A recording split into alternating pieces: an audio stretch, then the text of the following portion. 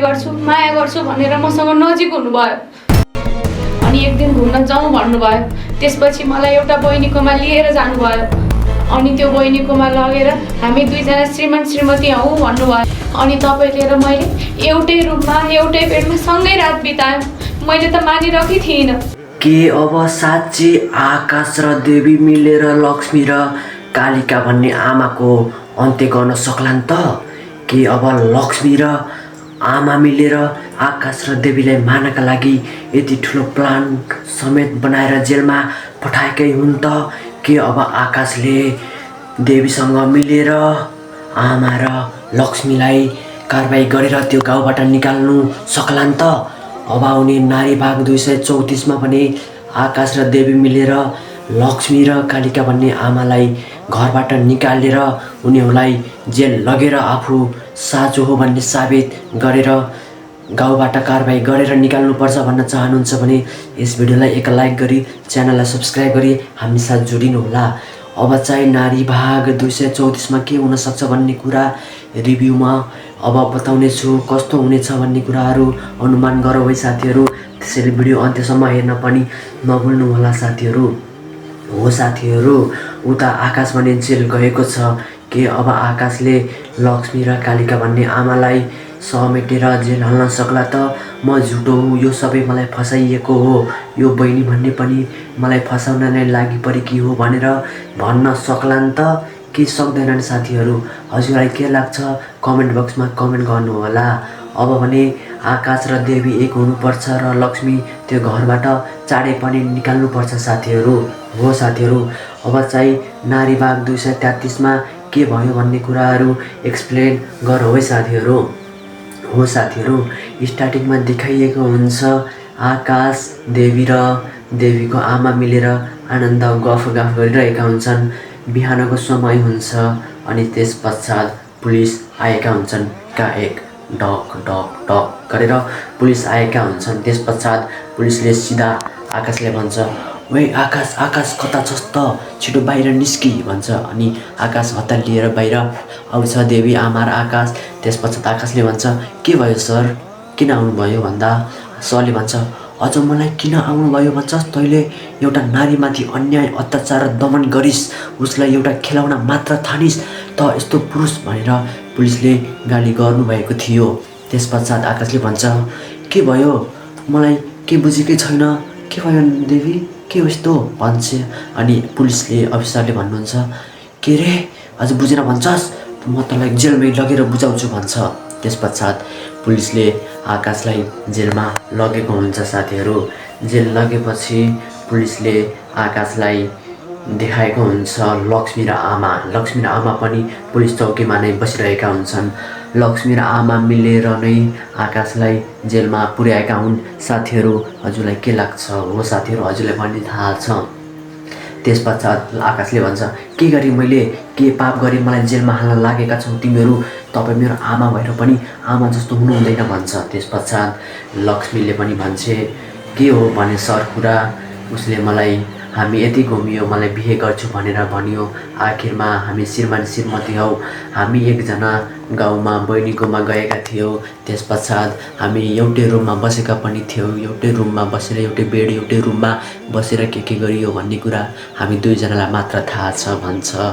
अनि त्यसपछि यस्तो हुन्छ भन्ने मैले सोचेको पनि थिइनँ भन्छ लक्ष्मीले। अनि आकाशले भन्छ, के रे त्यस्तो म गरेकै छैन, यस्तो कुरा बोल्छस् भने गाली गर्छ। त्यस पश्चात आकाशले भन्छ, त्यसो भए हामी गाउँमा गएको बहिनीलाई बोलाउनु त, के हो कुरा, साँचो कुरा बताउनुपर्छ भन्छ। त्यसपछि पुलिसले पनि देखाउँछ अनि बहिनी आउँछ। बहिनी आएपछि भन्छ, हो सर, उनीहरू श्रीमान श्रीमती नै हुन्, उनीहरू श्रीमान श्रीमती भएर एउटै रुममा पनि सुतेका थिए भनेर झुटो आरोप लगाएकी हुन्छ। किन लगाइन् त? किनकि देवीलाई र आकाशलाई फसाउनका लागि लक्ष्मी र आमा मिलेर पैसा दिएर यतिसम्म गरेका थिए जुन हामी सोच्न पनि सक्दैनौँ साथीहरू। हो, हामी भने यसरी फसाइएका ती देवी र आकाशलाई छुटाउनुपर्छ भन्न हामी लाग्दछौँ। त्यस पश्चात आकाशले भन्छ, तपाईँ बहिनी तपाईँले नै भन्नुभयो होइन, श्रीमान र श्रीमती भए पनि के हुन्छ, म त दिदी बिनाजु नै भन्छु हजुरहरूलाई, यस्तो हुँदैन नि, म त दिदी बिनाजु भन्छु नि भन्छ। त्यस पश्चात हुन्छ कता तैँले नै मलाई श्रीमती हो हामी भनेको थिएस् न भन्छ। त्यस पश्चात जेलबाट निस्किएर लक्ष्मी र आमा मिलेर देवीको माइती घरमा पुगेका हुन्छन् र देवीलाई थर्काउँदै भन्छन्, ओइ देवी के गर्दैछस्, त मेरो छोरा आकाशको जीवनबाट चाँडै नै गइहाल, नत्र भने राम्रो हुँदैन भनेर देवीलाई थर्काउँछ। र देवीको आमाले भनेकी हुन्छ, आउनुहोस् सास, तपाईँ आउनुहोस् बस्नुहोस् भन्छ। त्यसपछि म तिम्रो घर बस्न आएको होइन, म तिमीलाई चेतावनी दिन आएको भन्छ। अनि आमाले भनेकी हुन्छ, देवी त मेरो आकाशको छोराको जीवनबाट चाँडै नै गइहाल, राम्रो हुने छैन, मैले पहिले पनि भनेको थिएँ, अहिले पनि भन्दैछु, त चाँडै आकाशको जीवनबाट गइहाल्नुपर्छ, नत्र भने राम्रो हुने छैन, कदापि राम्रो हुँदैन भनेकी हुन्छ। त्यस पश्चात नारीमा देवीले पनि के रे त्यस्तो हुँदैन भन्छ।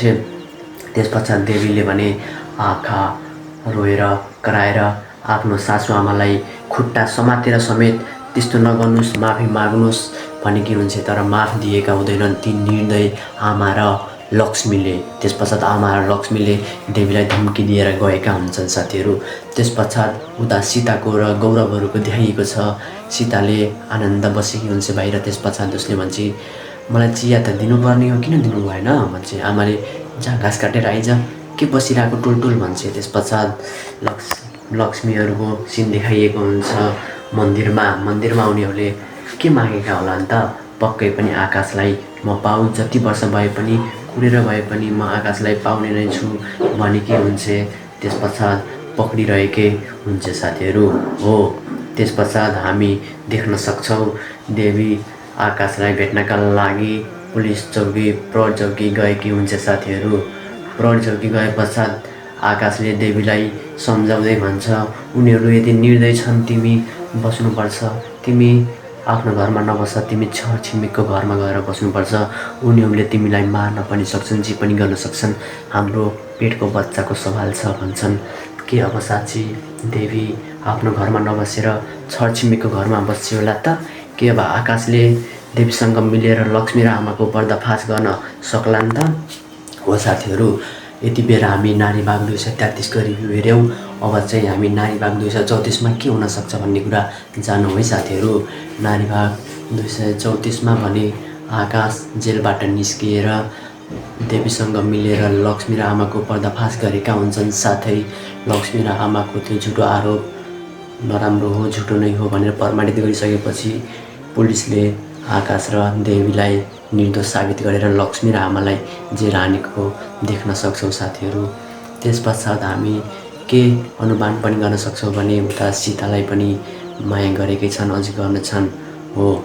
अब आउने भागमा देवी र आकाश मिल्नुपर्छ र देवी र आकाशको जित हुनुपर्छ, साथै लक्ष्मी र आमालाई कारबाही हुनुपर्छ भन्न चाहनुहुन्छ भने यस भिडियोलाई एक लाइक गरी च्यानललाई सब्सक्राइब गरी हामी साथ जोडिन पनि नभुल्नुहोला। साथै हजुरहरू यो भिडियो कहाँबाट हेर्दै हुनुहुन्छ कमेन्ट बक्समा कमेन्ट गर्नुहोस्। साथै हजुरहरू नारी सिरियल भाग 1 देखि 233सम्म नछुटाइ हेर्ने को हुनुहुन्छ कमेन्ट बक्समा म छु है भनेर लेख्नुहोला। आजलाई यति नै। जय नारी, जय देवी, जय आकाश।